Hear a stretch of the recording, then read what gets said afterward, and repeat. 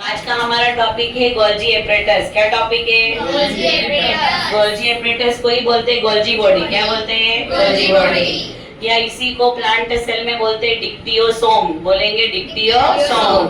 सबसे पहले अपन ने बात करें इसकी डिस्कवरी की, तो गोल्जी एपरेटस की डिस्कवरी की थी कैमेलो गोल्जी ने। किसने की थी? कैमेलो गोल्जी ने। फिर उसके बाद में ये कहाँ रहता है? सेल में। जैसे अपन पढ़ते हैं सेल के सेंटर में न्यूक्लियस है। सेल के सेंटर में क्या है? न्यूक्लियस। तो ये न्यूक्लियस के पास में रहता है। गोल्जी बॉडी कहाँ रहता है? न्यूक्लियस के पास में। अब अपन देखे कभी, जैसे मैंने तुमको लास्ट लेक्चर में ईआर के 3 कंपोनेंट पढ़ाए थे, सिस्टर्नी, वेसिकल्स, ट्यूब्यूल्स। तो यहाँ पर गोल्जी बॉडी के भी 3 कंपोनेंट है। कितने कंपोनेंट है? 3। सिस्टर्नी, वेसिकल्स और वैक्यूल। सिस्टर्नी, वेसिकल्स और वैक्यूल। फिर अपन देखे कभी कि ये फ्लैट रहे। क्या रहे बेटा? फ्लैट। एंड इसके सर्कुलर है, पर ये पूरा एक्चुअल स्ट्रक्चर क्या है? फ्लैट। तो जब ये फ्लैट रहे तो इसको अपन बोलते हैं सिस्टर्नी। क्या बोलेंगे? सिस्टर्नी। फिर उसके बाद में ये जो इसके एंड होते हैं, मटेरियल को ट्रांसपोर्ट करने के लिए टूट गए और टूट करके बनाते वेसिकल्स। क्या बनाते बेटा? वेसिकल्स। और वेसिकल्स के फ्यूजन से बन जाती है वैक्यूल। क्या बन जाती है? वैक्यूल। तो इसमें भी 3 स्ट्रक्चर है। फ्लैट रहे तो क्या बोलोगे? सिस्टर्नी। सर्कुलर रहेंगे तो वेसिकल्स। और वेसिकल से क्या बन जाती है? वैक्यूल। क्या बन जाती है? वैक्यूल। ये हो गया इसका स्ट्रक्चर। अब एक और चीज मैंने इसमें तुमको बताई, जैसे हम लेंस में पढ़ते हैं कि ये कॉन्वेक्स सरफेस है, ये कौन सी सरफेस है? कॉन्केव। तो यहाँ पर भी इसको बोलते हैं सिस्टर्नी की कॉन्वेक्स साइड, सिस्टर्नी की कॉन्केव साइड। नहीं तो इसी का दूसरा नाम है ये ट्रांस फेज, और ये फेज कौन सी है? सिस फेज। सिस फेज और trans phase.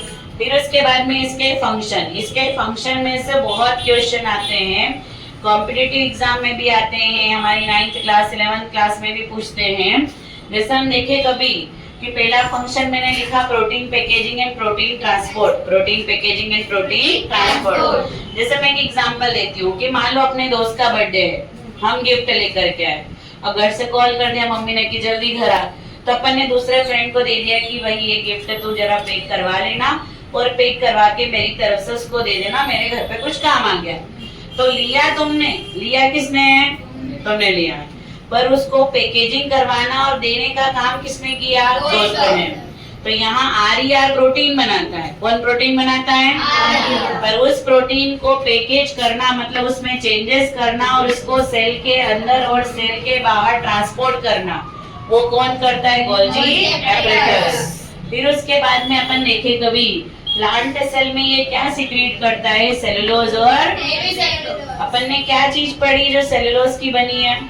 Plant cell. Plant cell wall. क्या पढ़ी है? Plant cell wall. मतलब ये क्या बना सकता है? Cell wall. क्या बना सकता है? Cell wall. अब अपन देखेंगे अगले लेक्चर्स में अपन पढ़ेंगे सेल डिवीजन।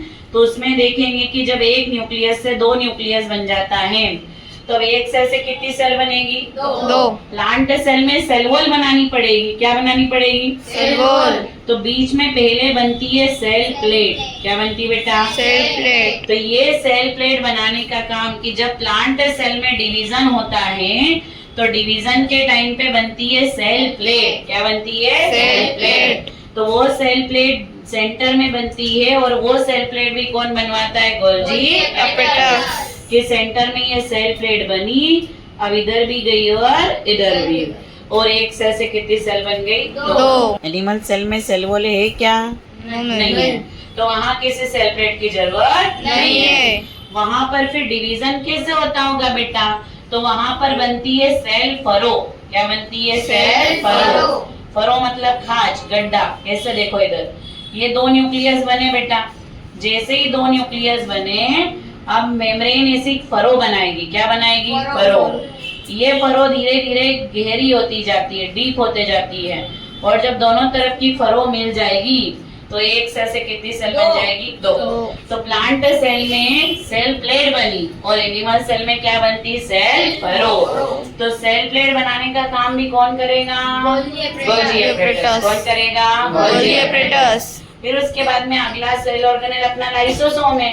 वो लाइसोसोम भी कौन बनाता है? Golgi apparatus. लाइसोसोम का फॉर्मेशन भी किसने किया? Golgi apparatus. इसके अलावा हम देखते हैं बेटा कि बहुत सारे प्लांट जैसे हमको गम मिलता है, रेजिन मिलता है, रबर मिलता है। तो गम, रेजिन, रबर इन सब का सिक्रेशन भी कौन करता है? Golgi apparatus. आया समझ में? इसमें कोई दिक्कत तो नहीं है? क्लियर है ये? Thank you.